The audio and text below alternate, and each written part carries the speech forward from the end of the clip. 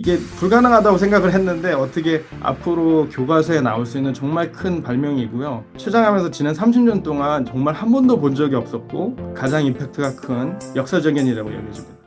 안녕하세요. 비욘디 시청자 여러분. 최근에 췌장암에서 다락손라십이라는 기존 생존율을 2배 향상시켜서 굉장히 큰 연구 결과를 발표하였는데요.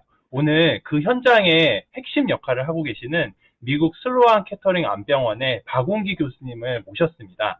최근 다락손라십이라는 약이 기존 항암제와 어떻게 다른지 또 궁금합니다. 항암제의 역사를 보면은 분열이 빠른 세포들을 잡는 게 주 기전이다 보니까 일반 세포들 중에서도 빨리 자라는 주로 위장관이라든지 골수, 모발 이런 데도 부작용이 광범위하게 발생하고 좀 심한 편인데요. 이에 비해서 드락슨라십이라는 이 새로운 약은 췌장암 성장을 지휘하는 신호 체계에서 RAS라고 하는 단백질을 직접 차단하고 표적 치료하는 그런 새로운 약입니다. 락손라십이 우리 몸속에서 라스를 어떻게 제압하는지도 간단히 설명 주실 수 있을까요?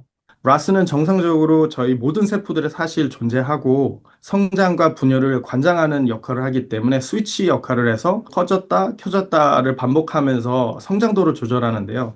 이게 변이를 일으키면서 췌장암 같은 경우에는 이게 스위치가 된 상태에서 머물러 있는 거죠. 그래서 스위치가 계속 켜져 있기 때문에 암 분열이 더 되고 빨리 자라게 되는 기전의 가장 중요한 역할을 합니다. 드락슨라십은 라스 유전자 자체를 제거하거나 바꾸는 약은 아니고요. 굳이 비교하자면 스위치가 온, 오프 상태에서 이게 고장 나 있는데 그 다음으로 연결되는 전선 자체를 끊어버리거나 차단해버리는 그런 어떤 기계 작동 못하게 하는 방식이고요. 그 이외에도 사실 지금 많이 진행되고 있는 방법 중에서 스위치 자체를 뜯어서 지워버리는 그런 방법도 사실 정말 활발하게 연구 개발 중에 있습니다.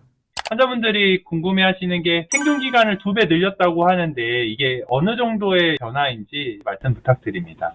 이번 3상 임상시험은 기존의 치료를 받고 나서 이후에 진행이 되었던 암에서 전이성 췌장암 환자분들을 500명을 대상으로 진행이 되었고요. 무작위로 반은 드락슨라십을 받는 그룹이 되었고 반은 항암요법을 받는 군으로 나눠지고 치료 경과를 관찰했습니다. 드락슨라십 환자군에서 생존 기간 13.2개월이었고 기존 항암 치료를 받은 환자군에서는 6.7개월이었습니다.